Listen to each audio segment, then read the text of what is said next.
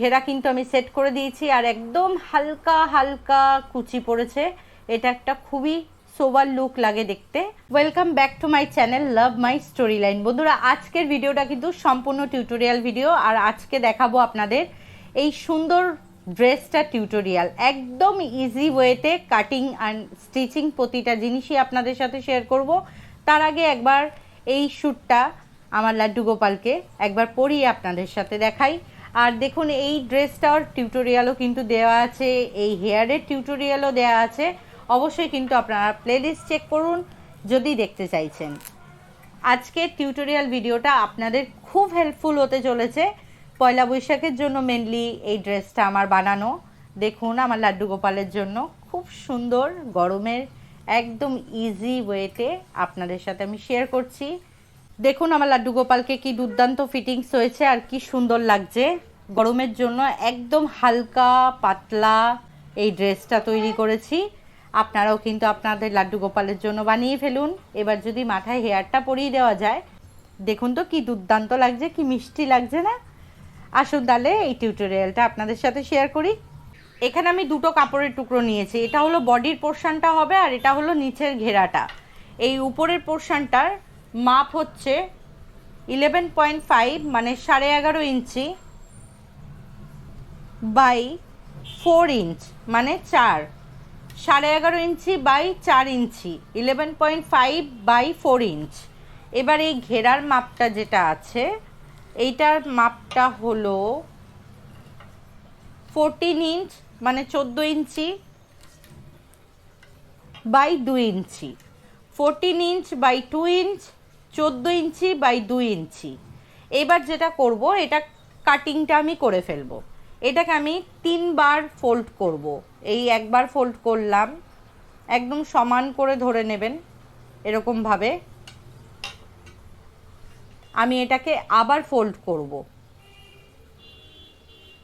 এরকমভাবে। এইবার triple fold হয়ে গেল। এই খোলা অংশটা আমার হাতের ডান দিকে রয়েছে, ঠিক আছে? এটাকে ভালো করে সমানভাবে পেতে নেবেন।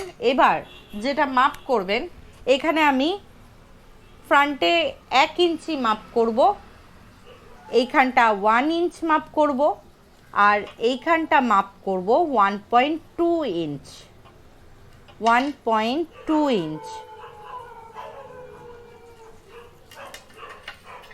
স্কেলের মাধ্যমে আমি এখানটা এইভাবে দাগ করে নিচ্ছি।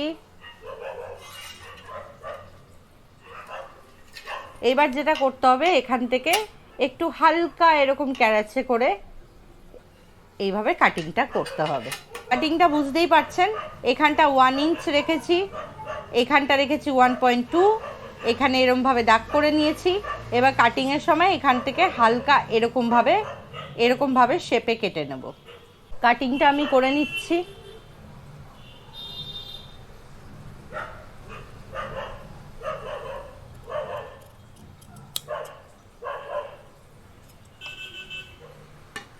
এরকম হয়ে গেল কাটিংটা। এবার এইখানটা একটু তিরছা করে কাটতে হবে, এই জায়গাটা।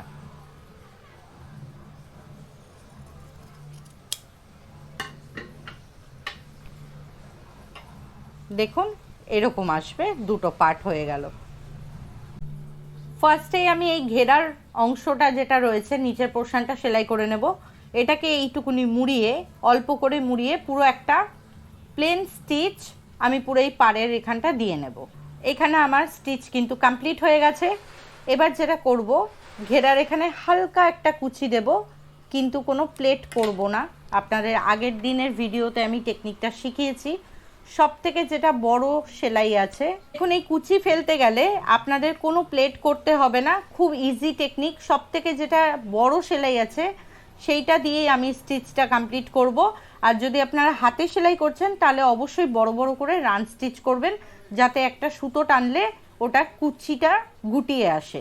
দেখুন আমি জাস্ট একটা থরলি এরকমভাবে সেলাইটা দেব।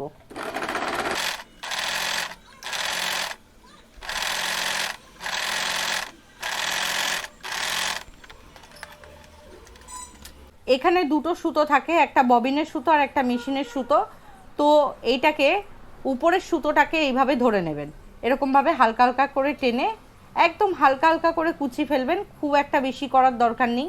আর যদি মনে করছেন উপর নিচের দিকে বেশি করে প্লেট ফেলবেন, তাহলে কিন্তু একটু কাপড়টা আরও বেশি নিতে হবে। এটা যেমন 14 ইঞ্চি নিয়েছি, তাহলে আপনারা সেক্ষেত্রে একটু বেশি বড় নেবেন কাপড়, 20 ইঞ্চ বা 18 ইঞ্চ এরকমভাবে আমি এখানটা হালকা করে কুচি মতন তৈরি করে নেব।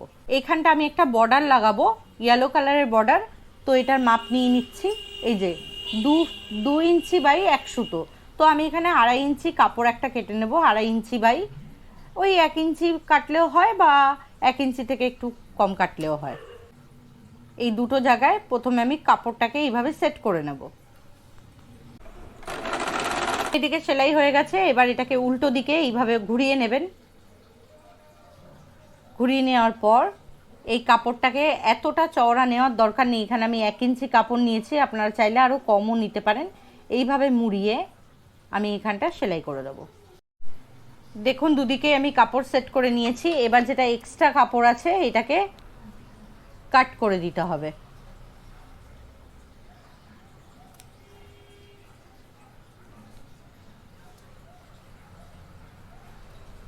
দুদিকে কিন্তু কাপড় আমি সেট করে নিলাম। এবার যেটা করতে হবে, এইটার সোজা দিক দেখুন, এইটা কিন্তু উল্টো দিক, ওকে, এইটার সোজা দিক এরকম, আর এইটারও সোজা দিক এই রকম, মানে এইটার সোজা আর এইটার সোজা এরকমভাবে রাখতে হবে। মানে এইদিকে উল্টো, এইদিকেও উল্টো, এরকমভাবে। এইবার এইখানটা জয়েন করে দেবো, আর এইখানটা কিন্তু জয়েন করে দেবো। এবার এখানটায় কাপড় লাগাতে হবে। কাপড়ের মাপটা আমি নিয়েছি, আপনারা চাইলে আরও লম্বা নিতে পারেন। আমি এখানে 11 ইঞ্চি কাপড়ের মাপ নিয়েছি, 11 ইঞ্চি বাই 1 ইঞ্চি থেকে 1 সুতো কম এরকম কাপড় নিয়েছি। এটার উল্টো দিকে কিন্তু কাপড়টা আমি সেট করব, সোজা দিকে করব না। এইটাকে সমান করার জন্য এইভাবে কাপড়টাকে ফোল্ড করে নেবেন। ফোল্ড করে এইখানে একটা হালকা একটা ছোট্ট কাট করে দিন। এই যে এইটুকুনি কাট হয়ে গেল, মানে এটা হলো মিডল পোর্শন। মিডল পোর্শনটা আমি এখানটায় এইভাবে সেট করে নিলাম। এই দেখুন মিডল পোর্শন আমি এইভাবে সেট করে নেব। সেট করে এইবার পুরো হাতাটাকে এইভাবে আমি কিন্তু কাপড়টাকে লাগিয়ে নেব।